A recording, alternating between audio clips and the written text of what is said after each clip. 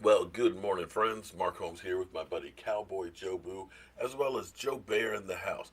And as always, I want to thank you guys for watching, commenting, subscribing, and being part of the Joe Boo Sports Report. Without you guys, this literally does not work. It doesn't work. So let's get open for business here. And let's wake up the football guys. Wake up there, guys. Here it is, another Sunday without football or any other sports of any kind. And that sucks. We're here dealing with the Rona, and we're hopefully all hunkering down so we can get through this thing, get past it, and get back to life, back to reality. Hopefully sooner than later. But in the meantime, we've got each other. Thank God we got the YouTube because, hey, we're becoming like the television networks because soon they're going to be running out of inventory and we're just going to be watching.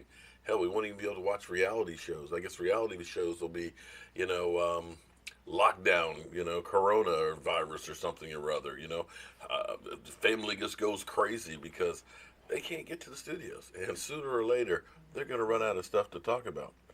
So, we, of course, are trying to make it through this thing without going completely crazy. And, we have such a diverse crowd that watches the Jobu Sports Report. We know that, of course, mostly Cowboy fans, and then I'd have to say second would be Eagle fans that just live up in this channel. And then we have a few Redskins and a Giant or two in here. And of course, we got some New Orleans Saints, some Tampa Bay, and Lions, and 49ers, a New England one that pops up from time to time, although with Tom Brady gone, I might not see him for a while. But, we have a crowd. And so we want to kind of, do some stuff for everybody.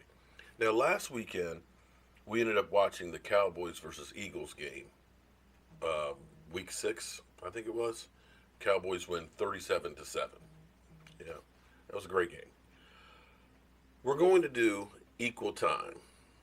All right, all right, all right. You're going to learn today. Because what has been made up is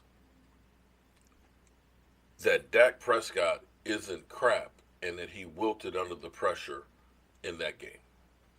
We're going to go through that game because a lot of times what we get from the Fox Sports and the ESPN, as we know with uh, Rex Ryan, basically calling Cowboy players a turd, and this, that, and the other, when we get people that have an agenda, I don't know that all of it is really fact based more so as it is click based.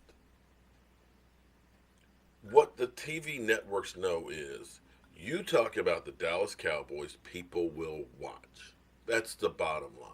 Nobody gives a rat's ass about Jameis Winston and the Tampa Bay Buccaneers, although they'll probably care about Tampa Bay because Tom Brady's there. That will be new watch TV. But let's take the Jets or Arizona or some of these teams, the Cleveland Browns. You don't get coverage like you do on the Dallas Cowboys. You don't get the microscope like you get with the Cowboys. That game was a bad game, but I want to go back through and I want to watch it. So we're going to do a live stream probably around 2 o'clock this afternoon. Rewatching that game. We're going to watch the whole game. That's right, the whole game. We're going to rewatch and live stream and just kind of dissect this thing. Was it Dak Prescott's fault? Was it the team's fault? Was it the coaching fault? Somewhere in there, we have to figure out what is the problem. If it is Dak Prescott, if it is that he's not the guy, then we need to understand that. See, that's where a lot of Cowboy fans are like, why are you doing this? Because, see, unless you understand the bad times and what got you to those bad times, the mistakes that you made, you can't ignore those things. You have to learn from them. It's great to win, but very rarely do you learn something from a win like you do from a loss. So we want to look at this game because I have to do this because for me it'll be therapy.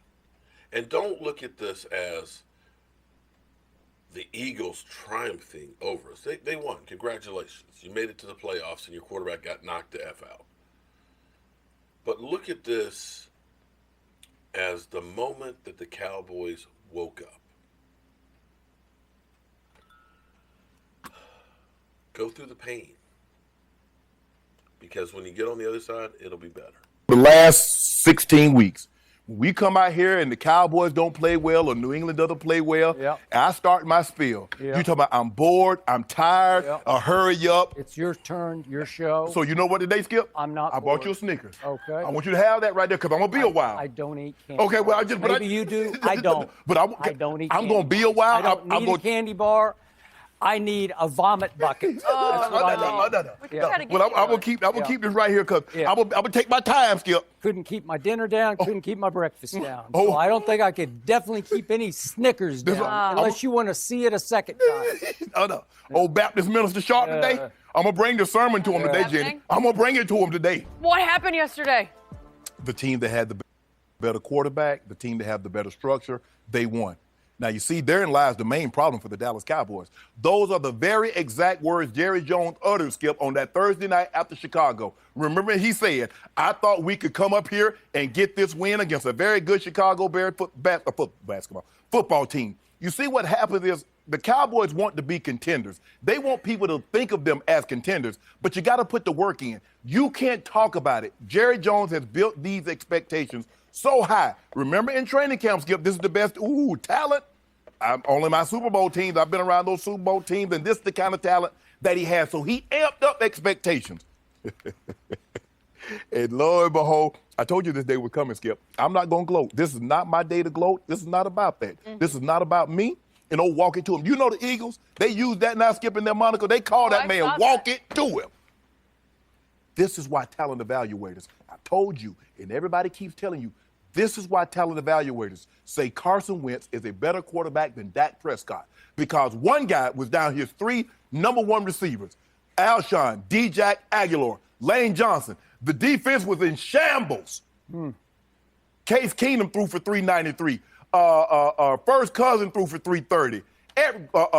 Matt Ryan, as a matter of fact, they had Haskins looking like he should have been in the Pro Bowl this year last week. And your guy, 265 on 44 attempts with no touchdowns. Ooh, that's even after Zach Ertz went out of the ball game with that rib injury, Carson hung him out to dry. And I knew it just a matter of time. I said he's gonna go back to the locker room, get a little medicine in that thing, get it right, come back out there and contribute.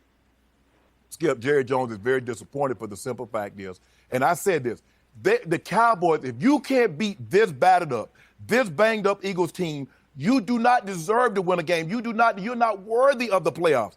And for Wentz to go out there 31 of 40, and somehow, Jenny, he only got a 61 QBR. That's ridiculous. That's disgusting. But I know somebody that had one worse than that. But anyway, Skip, your guy was terrible. No excuses. I don't want to hear nothing about no shoulder because they let that cat out of the bag. I don't want to hear anything about that. I don't want to hear anything about drops. I want to play, because I don't normally do this because I hate, because people watch the game. But I'm going to show you. Because what they did, they kept flashing up signs yesterday because I didn't hear what they were saying. Oh, the receivers have this many drops. But how many I need them to start putting Fox. I need you guys. I'm talking to Fox, my network. I need you guys to put up terrible throws by the quarterback, just like you highlight and try to make it look like the quarter. But watch this throw right here. Now, if Dak Prescott hits Michael Gallup, he's going to hit his head on the goalpost. Is that a good throw, Skip Bayless? What about this one right here? Woo! Sailed it. Come on, keep it going. Ooh, I love this right here. Now, these are not repeats, ladies and gentlemen at home. Look at this. Amari is wide open. He's just frustrated. Now, look at this. I can make that throw. Oh, my goodness. And that guy wants $40 million. He's the most accurate. He's the most criticized, most scrutinized. I don't know. I get sick of listening to people talk about that. This is why that Carson Wentz is thought of and will always be thought of as a better quarterback. Your guy has all his weapons. Everybody was there, and he didn't get it done. Walk it to him. It was his day. They deserved it. From top to bottom, they got a better quarterback. They're a better coach. Their organization structure is a lot better. And the Eagles are flying, and you sad, and I love it. You're going to cry when we leave the air. Tell me when you're finished. It's your turn. Are you finished? I don't want to be interrupted when I I ain't start. going to interrupt you. I'm good. My turn. Thank you very much. Okay. All right, so we've got the argument here.